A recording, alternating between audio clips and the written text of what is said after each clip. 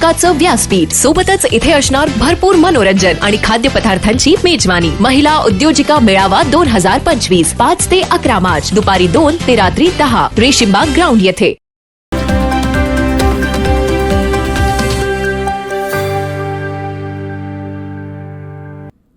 किडनीचे आजार दिवसेंदिवस वाढत असून लाखो नागरिक या समस्येने ग्रस्त आहेत. किडनीचे आरोग्य राखण्यासाठी वेळोवेळी तपासणी करणे, पेनकिलर औषधांचा अतिरेक वापर टाळणे आणि निरोगी जीवनशैली अंगीकारणे हे गरजेचे आहे. वर्ल्ड किडनी दिनानिमित्त या समस्येची जनजागृती करण्याची आवश्यकता असल्याचे तज्ज्ञ सांगतात. सद्यस्थितीत भारतात 2 लाखांपेक्षा जास्त किडनीशी संबंधित रुग्णांची संख्या झाली आहे.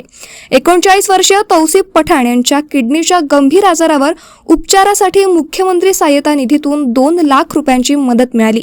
विशेष म्हणजे त्यांचेच वडील 75 वर्षीय मेहबूब खान यांनी स्वतः एक किडनी दान करून आपल्या मुलाचा जीव वाचवला. 2 वर्षांपूर्वी प्रत्यारोपण करण्यात आले असून आता ते पूर्णपणे तंदुरुस्त आहेत. त्यांच्या या त्यागातून त्यांनी पुन्हा एकदा आपल्या मुलाला जीवनदान दिले आहे. मेहबूब खान यांचे उदाहरण पाहता किडनी प्रत्यारोपणानंतरही चांगले आणि निरोगी जीवन जगता येऊ शकते यावर विश्वास बसतो. मात्र अनेक जण अजूनही किडनी दान करण्यास घाबरतात. किडनी प्रत्यारोपणाबाबत जनजागृती वाढवण्याची नितांत गरज आहे. इफेक्ट पड़ा ऐसा डॉक्टरों का मानना था और डॉक्टरों ने मुझे सजेस्ट किया कि आपकी किडनी पूरी दोनों भी डैमेज हो चुकी है. जिसके बाद फिर मेरा सफ़र हुआ डायलिसिस की तरफ. तो डायलिसिस के अंदर मैं कम से कम 1 साल डायलिसिस किया. तो डायलिसिस के अंदर मुझे बहुत ज़्यादा परेशानी होती थी. जो 1-2 घंटे वहाँ डायलिसिस पे वेट करना पड़ता था और वहाँ पे मेरा ब्लड निकालना फिर डालना, इससे मैं बहुत काफ़ी हताश हो चुका था. और मुझे लग रहा था कहीं ना कहीं कि मेरा जीवन अब समाप्त होने पे कगार पर है. लेकिन मेरे पिताजी है, ये किसान है, मेरे फादर, इनका नाम मेहबूब खां पठान है और इनकी 73 साल की उम्र में उन्होंने मुझे किडनी देने का फैसला किया. उन्होंने जब मुझे किडनी देने का फैसला लिया तो कहीं ना कहीं मुझे ऐसा लगा कि मेरी ज़िंदगी में अब चिराग जलने वाला है. तो फिर सब डॉक्टरों के फिर चेकअप हुए. तो इन्होंने जब मुझे चेकअप आए, उनके थोड़े से चेकअप वो महंगे थे लेकिन वो चेकअप में सफल हो चुके. जिसके बाद इनकी किडनी मुझे वर्ष 2023 में मिली, अप्रैल महीने में. और आज मेरी लाइफ बहुत अच्छी है. मैं शुक्र अदा करता हूँ भगवान का. और दूसरे भगवान मेरे जो पापा हैं जिन्होंने मुझे किडनी दी है, मैं बहुत बहुत खुशहाल हूँ. मेरी ज़िंदगी, मेरा परिवार है, 2 बच्चे हैं, मेरी बीवी है, मेरे माता पिता है, ये गांव में है. किसान रहने के बावजूद वो अभी भी फिट है, उन्हें कोई परेशानी नहीं है. अभी उनकी 75 की उम्र है, उनकी कोई दवाई नहीं है, कोई परेशानी नहीं है. अब थोड़ा सा उम्र के हिसाब से उनकी थोड़ी बोन हड्डियाँ थोड़ी सी कमज़ोरी है. बाकी उनके खान पान में कोई चेंजेस नहीं आया है और ना ही उनके कोई कामकाज कारोबार में कोई बदलाव आया है. और मैं जो किडनी मिलने के बाद मैं बहुत खुशहाल जीवन हूँ.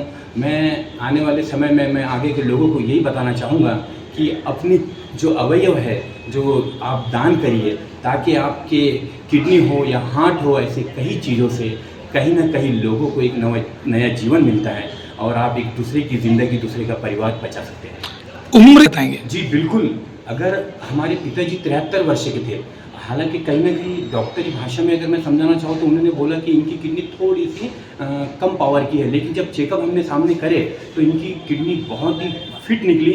और ये कोई व्यसन या फिर कोई शराब के आदी नहीं थे, तंबाकू के आदी नहीं थे और एक किसान मेहनत वाले थे और कोई उन्हें शुगर और बीपी की बीमारी नहीं थी, जिसके चलते उनकी किडनी मुझे आसानी से लगी. और अभी मुझे फ़िलहाल में मेरा क्रिएट बहुत अच्छा है. मेरा ब्लड आप देख सकते हो कि मेरा वज़न 52 kg का हो चुका था डायलिसिस. अभी मेरा वज़न मेरा जैसा पुराना था 84 का वज़न वैसा ही आ चुका है.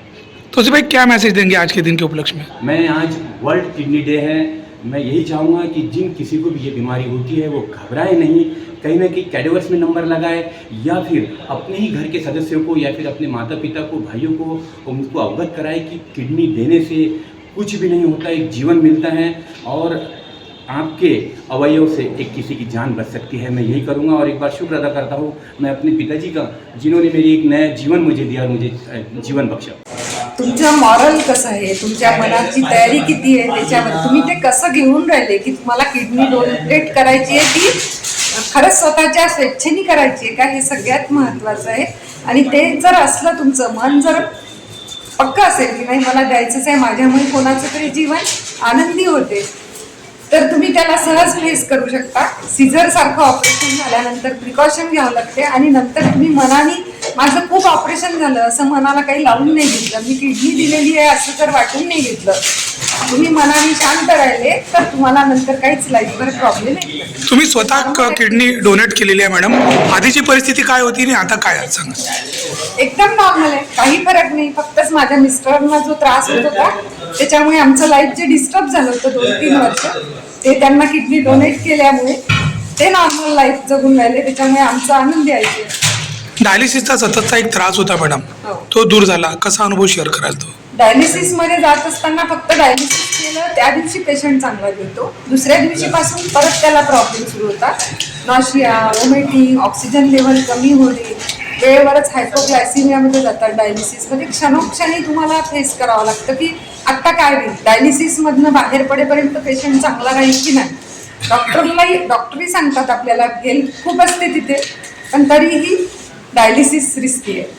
मॅडम, किडनी डोनरचं आयुष्य जे आहे, किडनी डोनेट केल्यानंतरचं कसं असतं? म्हणजे त्याला देखील कुठले आजार होतात किंवा नाही, एकदम नॉर्मल, काही प्रॉब्लेम नाही. ॲज युजल तुम्ही पहिले जसे जगत असता तसेच तितक्याच पॉवरनी जगू शकता. काय मेसेज द्याल तुम्ही आजच्या दिवसात? जास्तीत जास्त ज्यांनी आपल्या जवळचे लोक आहेत की ज्यांचं लाईफ आपल्या लाईफवर परिणाम होतं, अशा लोकांनी तरी विचार करावा की किडनी द्यावी. आपल्या घरातला एक सदस्य, कोणीतरी भाऊ, बहीण, बायको, मित्र, मैत्री चांगलं होत असेल त्यांचं, तर तुम्ही पण आनंदी व्हा. मैं सीनियर कंसल्टेंट नेफ्रोलॉजिस्ट और kidney transplant physician Wockhardt hospitals Nagpur से. हर साल की तरह इस साल भी हम वर्ल्ड किडनी डे मना रहे हैं. यह वर्ल्ड किडनी डे मार्च महीने के दूसरे गुरुवार को मनाया जाता है. हम इसे कुछ दिन पहले ही सेलिब्रेट कर रहे हैं ड्यू टू होली. इस वर्ल्ड किडनी डे में हम early detection of kidney disease, organ donation and kidney transplant recipients and kidney transplants donors का फेलिसिटेशन भी करने वाले हैं.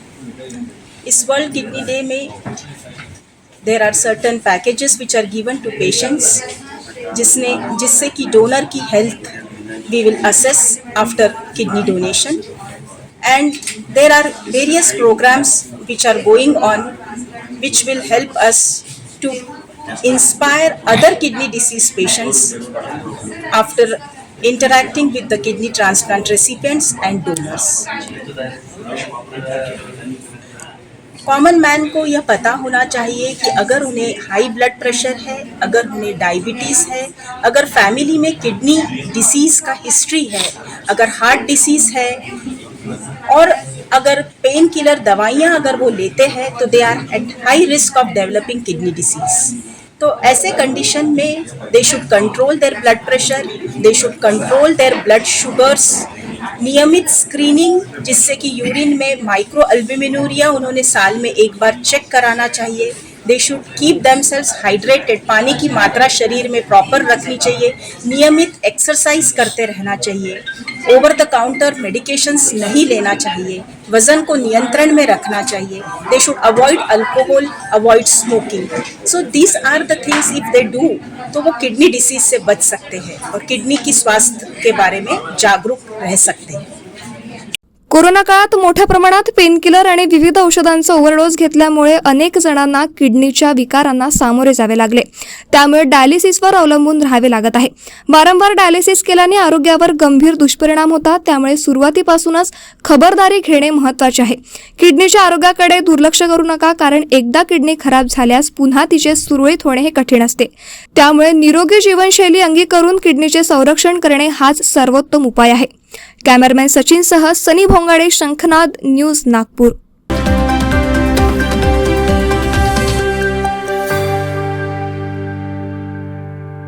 महिला सशक्तीकरणाचा पाया मजबूत करायला आलंय एक उत्तम व्यासपीठ. नागपूर महानगरपालिका समाज विकास विभाग आयोजित महिला उद्योजिका मेळावा 2025. महिला बचत गटांनी तयार केलेल्या वस्तूंच्या प्रदर्शनी व विक्रीसाठी हक्काचं व्यासपीठ. सोबतच इथे असणार भरपूर मनोरंजन आणि खाद्यपदार्थांची मेजवानी. महिला उद्योजिका मेळावा 2025 5 ते 11 मार्च दुपारी 2 ते रात्री 10 रेशीमबाग ग्राउंड येथे.